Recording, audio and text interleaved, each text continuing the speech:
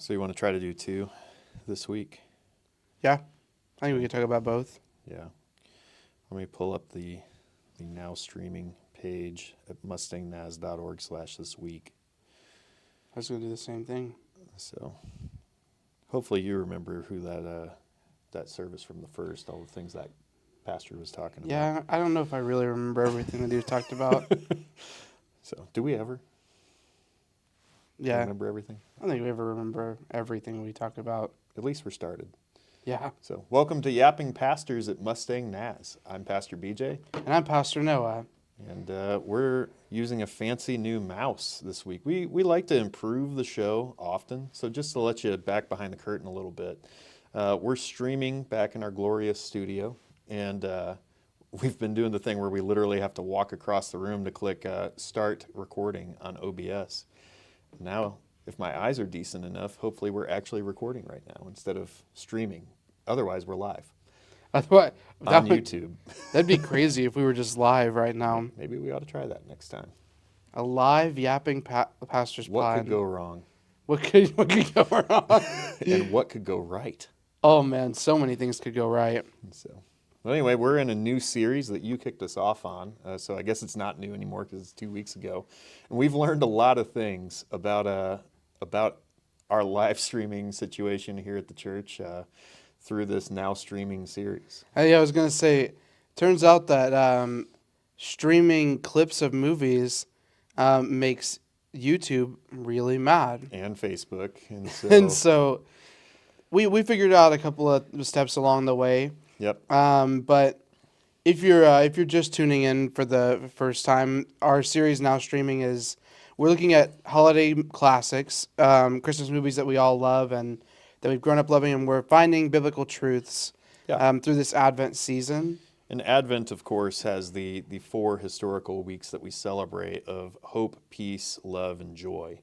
And so the first week, we wanted to pick a movie that corresponded with that theme, and you got to preach with us Yeah, about hope, and you chose the movie It's a Wonderful Life as your illustration and metaphor. So why don't you tell us a little bit about your thinking process as you were formulating the first message and now streaming ever at Mustang Naz? yeah. When I first thought about this, when I think of the word hope, I tend to correlate it with the opposite of it. With things when things don't go our way, when we're without hope, and that was kind of where I started at. And the first thing that I thought of was the movie It's a Wonderful Life. Yeah. If you've never seen it, you can find it on Amazon Prime. It is it's my favorite movie of all time. If you watch it on Amazon Prime, please honor it and watch it in black and white. Yes. Do not watch the color version. It's so weird and uncanny. I don't like it. But do, if you haven't, take time to watch the movie. It's a story about a man named George Bailey who everything in his life has not gone his way. And he's kind of at the end of his rope. And there's just a moment in the movie where it seems that he is worth more dead than alive. Yeah. Because some things have happened, and he goes to take his own life, and in a portion of the movie, and God sends Clarence, Yeah. And the angel, the angel to who speak into his despair. represents hope throughout Yeah. the story of the movie. And I talked about how another character in a great character in Scripture that I think probably had some moments of like, I don't know about the current situation that I am in, Right. and that's Mary. Yep. Mary's story is very interesting. I think because we've heard it so often, we tend to not understand quite how scandalous the nature of Mary's story is. Yep. And how ostracized she would have felt, and how her simple but profound acceptance of the situation. That I love when the angel comes to her in Luke chapter 1. Mm-hmm. Yeah, Yep. there's a moment in Luke chapter 1 where the angel comes to Mary, and he says, greetings you who are highly favored. I that part of the passage has always stuck out to me, because what would you have thought if, like, you're in this situation and an angel appears to you and says, "Hey, you are highly favored by God." Yeah, I'd think that like awesome things were coming my way, and maybe, things that have been difficult for me may start to be less difficult. And it's the total opposite It with is. Mary. And Mary, I just love that there, and the angel keeps going and says that even Elizabeth in her cause so Mary finds out that she is going to be with child, that she is Yep. going to birth the Savior of the world, and she's like, well, how's this going to happen? I'm a virgin. Like, Yep. this is this is impossible. Not even married yet. Yeah, and she was like, this is impossible. And the angel says, well, even Elizabeth, in her old age, is pregnant. And Yep. she's in her 6th month. And because no word from God will ever fail. Yep. And that's where both stories correlate with each other. George Bailey learns that he wishes that his life would have never happened. Yep. And so Clarence gives him a gift. He shows him the world, and like the world that would have transpired, what would have happened in the world without him. Yep. And he learns that through all the things of his life where he's like, I never got to travel, I never got to do this, I never got to do this. He learned that in the small things, God was faithful. Yeah. Well, in the movie also, at the beginning, it's really interesting in George's character arc, because he's like this larger than life, I've got the world by a string, everything's going to go my way. You want the moon, I'll lasso it down for you, Yeah. to his lady friend who became his wife. And, it's one of those things where I think a lot of us can relate to that. And I think that's why the story is so poignant to so many people, is the things that we desire when we're young and things are happening, and we don't necessarily have life happen to us quite yet. It's that classic phrase, oh, you'll know when you're older. Mm-hmm. It doesn't apply to George yet, because he's like, yeah, no matter what happens, I'm going to have all these things. I'm going to see the world. I'm going to be a big deal. I'm going to build stuff. And then life kind of happens to him, and he has to make hard choices after hard choice after hard choice, and he keeps putting others in front of himself. Yeah. And what that does is, sometimes when we put others in front of ourselves, we're naturally choosing to deny our potential. Mm-hmm. And so, just because George could have done something on his own, he chose to go with people to prevent them from being in despair. And the more we kind of hold other people's despair, the more it prevents us from feeling hope. And that's where hopelessness creeps in. And it's like, man, I had all these thoughts, these dreams, these plans. Would have been better off just not having any hope. And I think a lot of us have had life happen to us, and the holidays statistically can be a hard time for a lot of people. Like, people have loss. People, have job cuts because it's the end of the year, all these different things that can feel really hopeless. And so we need a word from elsewhere, a Clarence type person, to come in and prophetically speak and say, no, like, have you seen this? Have you seen that? Like, just because you denied yourself this, you raised up so many other people. And, I think that's, to me, what gets more and more relatable the older I get in the decisions I make, that it's like, man, I could really put myself first here, but I put somebody else first. And the days I'm frustrated, I need somebody to bring me perspective. Mm-hmm. To say, because you make these choices to live the way of Jesus, you may not have everything that you want, but you have everything you need, and the world is a better place for more people because of the choices you've made. Yeah, and sometimes we have to be, I mean, not sometimes, all of the time, we need to be like Mary. And that's the story of Mary is one of selflessness. Mm-hmm. And I am always so impressed with the final note of the story. And it's when she says, I am the Lord's servant. May what you said to me be so.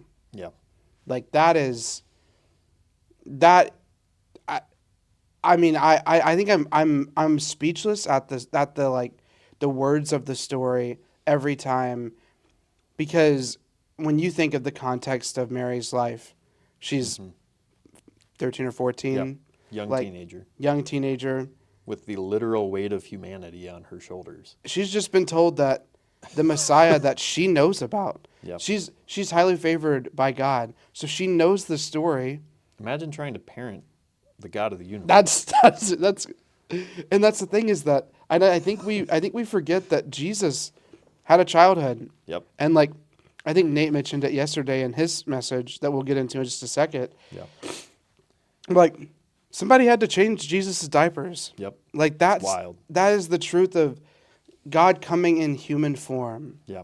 through the Limiting person of himself. Jesus. It's not like he's like, that's, I've never even seen this movie, but I've seen clips around of like Boss Baby where Alec Baldwin is like in the body of a baby and acting totally like Alec Baldwin, which is just over the top and ridiculous. He's not cheat coding it, guys. Like he had to come down and like Yeah. start with no stats. Like he had to build up his human character, even though he had all the attributes of God. Like that's wild. That is Because how many of you guys have bought a game, pre-order, and gotten the stat boost? Looking at you 2K players, for sure. You ain't starting that my career at 0. Jesus did. yeah. That is yeah. It's just it's You it's didn't such know a great 2K reference was happening. I did did not you? know what 2K Me are. neither. I Me neither. did just happen upon a new gaming system. So, and that game has yet to be open, but will be played soon. And I'm Noah looking Terry forward to it. joining the Thunder. Yeah, I'm looking forward to it. I have 2K25, and it's just Yeah, sitting waiting for a glorious moment to be played. yeah. Well, But hopefully soon. hopefully soon. But that was a little bit of the "It's a Wonderful Life," and Yep. and that talking about it with hope Yeah. is that I ended the message by talking about a little bit down the road. Jesus would call us to, he would say that he is the vine and we are the branches. Yep. If you remain in me, I will remain in you. And that is, and then it goes on further in John 15, where it says that as I have remained in the Father, if you remain in me, like this is it. This is the step. Yep. I'm just calling you to love one another. Yeah. It's as simple as that, but that's a really profound thing to do. Yeah, it's really hard to love each other sometimes when it feels like there's no peace in the world. Yeah. And so that's probably why historically through our Advent teaching throughout the entire history of the church, we make the transition from hope to peace. Yeah. Because if you don't have hope in your life, you can't feel peaceful about anything. At least I can't. I shouldn't speak for everybody. And I think that that's right where, to transition into the next movie, that's right where the cranks are. Yep. When we meet like in the movie Christmas with the Cranks, that's what we realize that they're not feeling Christmas this year. Their Yep. daughter's gone, and she's like living somewhere else, and they're like this was Blair's thing, Mm-hmm. and I think we're gonna skip Christmas. Yeah, well, and the temptation is, and I feel this actually on a deep level, and pastors I think all around the world probably do. You know, this is our most critical Yeah, and yet most exhausting period of, I'll use this phrase interestingly, solicited evangelism of the year, where like there are very few times in the post-Christian culture of Western thinking, so meaning Europe, meaning America, Canada, places like that, you know, we're pretty post-Christian in most of our media and most of our culture, that sort of thing. You know, we still have some Christian values in the mainstream of culture, but like really we're told all the time, oh, you should just keep your beliefs to yourself, all that sort of thing. We don't necessarily want to hear. And yet we're still called to preach the gospel at all times. yeah, And very few times a year, unless you've built really deep relationship with people, do we just get an automatic like, it's okay to talk about that. And so, like, I was reading an article by a pastor named Kerry Newhoff today, and he made sure to highlight the fact that it shouldn't be lost on us that for every time we hear Rocking Around the Christmas Tree, we hear an Angels We've Heard on High on the radio. And so, like, this is the one time a year where people who have had some church history, maybe they've been hurt by the church, maybe they're frustrated with the way organized religion behaves in the culture, that sort of thing. They kind of put a pause on it because of nostalgia and like, oh man, but it does remind me of a simpler time when I was a child and when I heard the story of hope. And, people give us more license to bring back the truth of Jesus into their lives, and they give us a little bit more of an opening. And we have to be really respectful of that, to not go too heavy-handed and over the head, but also we have to be like, no, people want to hear the good news. Yeah. And so for pastors, it creates this time where it's like, we have so many things. And to find out all of our things, you can go to mustangnaz.org/advent to see the proof in that, to where like we have special services with special songs and special mission projects, and we have Breakfast with Santa, which Fostering Our Village just put on last weekend, and it was epic. It was epic, and we didn't rehearse that. Like Sherry and her team did an awesome job of facilitating hope and bringing peace into families' lives that are perhaps struggling this time of year. And it's just a really monumental task in ministry to have the energy to do all of these things well, back to back to back to back to back. And so there are plenty of years it's like, man, it'd be really great if I could just take a couple weeks off, go see the fam, drink some eggnog by the fire, if you're into that sort of thing, and just watch streaming of Christmas movies. And you seem like a guy that just cranked that Hallmark channel. Oh, I that's, you said, I cranked that, what is it, that Hallmark channel, just like I cranked that Soldier Boy. Yeah. Like, I love a Hallmark movie. Have you watched the one about the Chiefs? No, I'm very excited to see it. Oh. I think it's going to be terrible, but I'm going to have a great time. Yeah, that's what it's all about. I mean, there's also just a couple of sequels to some of my favorite Hallmark movies of the last few years. I thought they were all sequels to each other. I don't really know, like, the world building within a Hallmark movie is interesting because they will reference, the ones that, like, really world build are the Netflix Christmas movies. Yeah. All kind of, like, exist in the same world. Yeah. And they'll, like, talk about the other places, and I'm like, I remember that from The Princess Switch. And that movie rocks. If you're ever looking for a fun time, that movie's awesome. I loved all three of them. There you go. The Princess Switch on Netflix. Stream it. You should stream it. It's awesome. It's Next year you'll have to preach on that one. Oh, I could talk about it. Well, I mean, in a lot of ways, it's a movie about like someone they're switching lives because at Christmas time, because their lives they need a break. Yeah. And that's, I mean, and it really does go along with what we're talking about. I have not seen The Princess Switch, but I have seen one Hallmark movie. Deanna loves them. So, what's your one Hallmark movie that you've seen? I actually don't know. Isn't there one about like Colonel Sanders? I think you're like right. Mario Lopez was Colonel Sanders in some Hallmark movie. I don't know if there isn't. We're gonna hold a pitch meeting at Hallmark because you can make some money off of that. You could. I think they did though. I'm 97% sure. That's so great. Mario Lopez played Colonel Sanders in a Hallmark movie spoof. And as I see a KFC bucket across our room, you know what? I'm just going to do this while you talk about things. Oh, We're going off script. Mario Lopez as Colonel Sanders would be so funny to me. If you don't know who Mario Lopez is, I mean, watch Saved by the Bell. Sanders. But there he is right there, Colonel Sanders. So. That is crazy. I'm going to have to check that out after we Yeah, get off we my. wrap this. I said we had to be efficient today, and now I'm throwing this off track. So Oh man.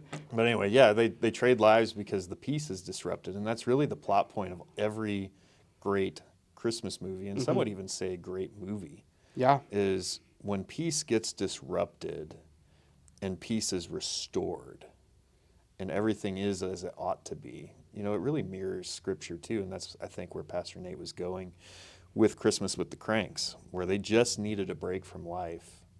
But then life kept saying, but what about this? Mm-hmm. And what about that? So why don't you talk a little bit about where Pastor Nate was at yesterday? Well, no, so he used several different clips. Shout out to our tech team for Austin, James, Griffin, Benson, yeah, rolling with the punches Noah, of showing all of these clips, I and think like Jax was I our think other Jax was there cameraman. too, but I just the clip thing is a really hard thing to like navigate. So if you're able to watch the service, I highly recommend like having a second device up to if you're watching online, pull up a second device so that you can watch the clips Yep. in time. And they're at mustangnaz.org/this week until halfway through this week when we're going to put up next week's Yeah. clips. But they are really important to telling the story of what's going on. Christmas with the Cranks is one that I have always loved because I think that the idea of skipping Christmas, as you have already stated, It's appealing it is appealing. until it's not. And that's the thing is that I've always been somebody who I love the holiday season. Yeah. Like I'm all the way from Halloween on to this. I'm in my like most fun era. Yeah. Like I love those 3 months. It does help that I'm a December like kid, Yeah. and I was born 4 days before Christmas. Birthday on the 21st. Be sure to send gifts to 700 East State Highway 152, Mustang, Oklahoma 73064. You're welcome. Oh, but I've always loved this time of year. Um, but when our peace is disrupted, that was like I think that was the key is that true peace. This was his key thought. Is true peace isn't found in perfect plans, but in God's presence and sharing His love with others. The most crucial scene in Christmas with the Cranks happens with their neighbors. Yeah. Luther, played by Tim Allen, would always walk out and step on his neighbor's cat's Yep. tail, and the cat would obviously meow, run away. Yep. But you come to find out, so sorry for the spoilers, but Nate also spoiled it. Come to find out that the wife of this family she has cancer, and it's looking like this is going to be their last holiday season together. Yep. And the Cranks have found out that Blair is coming home, and they have this non-refundable cruise that they have booked, and they're Yeah. like Perfect cruise at like a third of the price or something crazy. I and forget it's the like details. it's going to be this awesome like getaway. All inclusive. They've skipped Christmas, and saved money by doing so. but then in the most crucial moment of the movie, Luther finds all of this out, and he walks over, and he gives the trip to them. Yeah. You know, Luther had gone to all of the hassle and painstaking detail of creating a perfect plan Yeah, for him and his wife is what he thought. And then life changed, and the perfect plan for them was, oh, our daughter is coming home from like the rainforest or something crazy. Yeah. I can't remember exactly. And she's bringing her boyfriend, and this may be our future, and we need to fix our perfect plan for a better plan in that moment. The other thing that shouldn't be lost there, Luther created a perfect plan for his neighbors. yeah, And, you know, they were in a totally different phase of life where it's like, no, we need to actually receive and really like take care of us for a moment. And so Luther actually went to all this painstaking things to create something perfect so that he could give it away. And that's, you know, if they were ever to make a Christmas with the Cranks too, it'd be really interesting to see them on the receiving end of something else. I don't know. We should pitch that.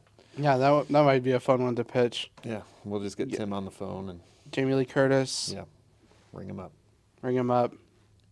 And so, but yeah, so just through through realizing that the perfect plan for the Cranks was not being selfish, it was being selfless Mm-hmm. and receiving time with their future, really, because I know it's the first time meeting the guy in the picture, but it's heavily implied they're going to end up together. Yeah. And so, like, the choice is, do I go off to a resort island and, enjoy the moment, or do I embrace the future that's coming? Is the unstated director's cut kind of thing that I feel like, Yeah. and I interpret in that movie. When I think that something that's recurring, and this is a little off of that, but I think that something that's recurring in Christmas movies and around this season is being selfless. Yeah. And it's because and I think that we as followers of Jesus, we like we'll put that on everything that we see because we know that that's the story that we're looking ahead to. We know that Christ has to come into the world this way. He has to make this grand entrance into and it's not a grand entrance. But Jesus makes this entrance into the world because we look ahead to his crucifixion Yeah. and ultimately to resurrection. Yeah. Yeah. So, no, it's about learning how to see the layers of the story, and Christmas being that natural re-onboarding process to the greatest story ever told is again why I think that culture, even though we may be post-Christian in a lot of ways, revival still breaks out Mm-hmm. just from being willing to re-engage. And I think that's the other piece that happened with the Cranks here. They were willing to re-engage. They made their plans, they made their decisions, they had everything lined out, and then truth walked in. And they were able to reorient themselves and re-engage as they should. And so I think that's really what we're trying to do this season too, is in our busy lives, in our things that we're trying to get out of, and in the things that we're trying to plan. How do we continually reorient ourselves to practice the way of Jesus through this season? And so, shameless plug, I was kind of looking on mustangnaz.org/Advent. Pastor Nate actually wrote us an Advent devotional that you can kind of flip through. It's Instagram style on that page. It should also be on our Instagram. So, today I just thought it'd be an encouragement for us to go through the reflection for that and to read John 14:27, which is our passage for the day. So let me pull that up. John 14:27.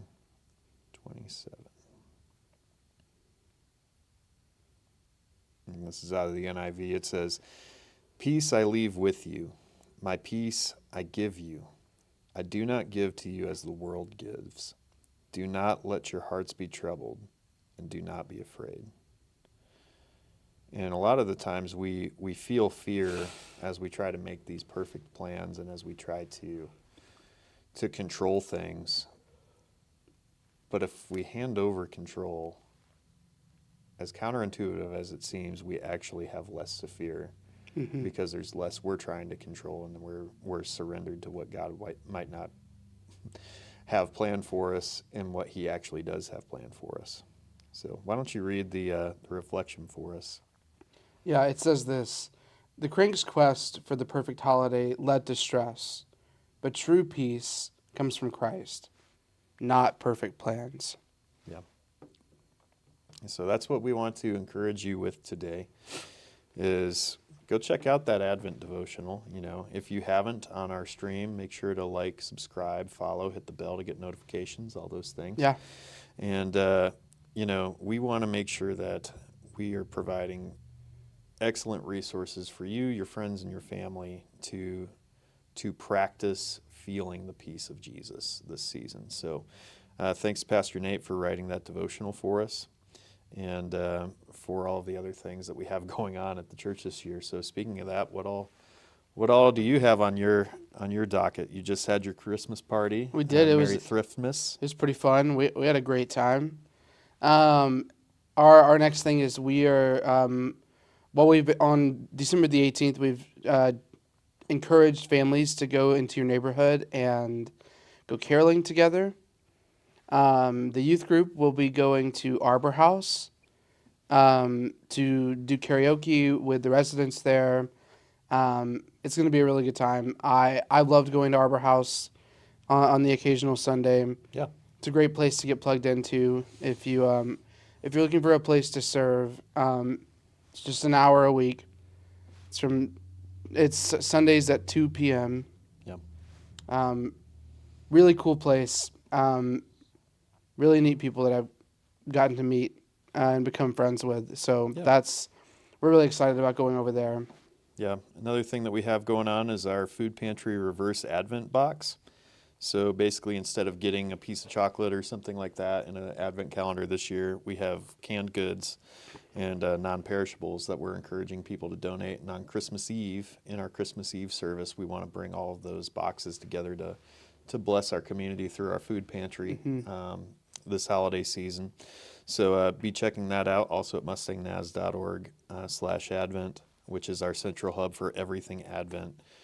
We have some kids' activities coming, like I've heard that Christmas Candyland is happening this Wednesday. That's going to be a good time. They're having a few different things in their calendar that are going to be fun. The early childhood service and program is going to be this Sunday, the 15th. Oh, I'm Starting off excited. our worship service, the orchestra is rumored to be making its glorious return with a couple of tricks up our sleeve Let's go. this week. So, it's a really fun time. And then Christmas Eve, like I said, at 7 p.m., we're having another celebration service that we're formulating and coming up with things for. So, And let me just tell you, you won't be disappointed. yeah, we're going to have some fun. We're going to have some celebration.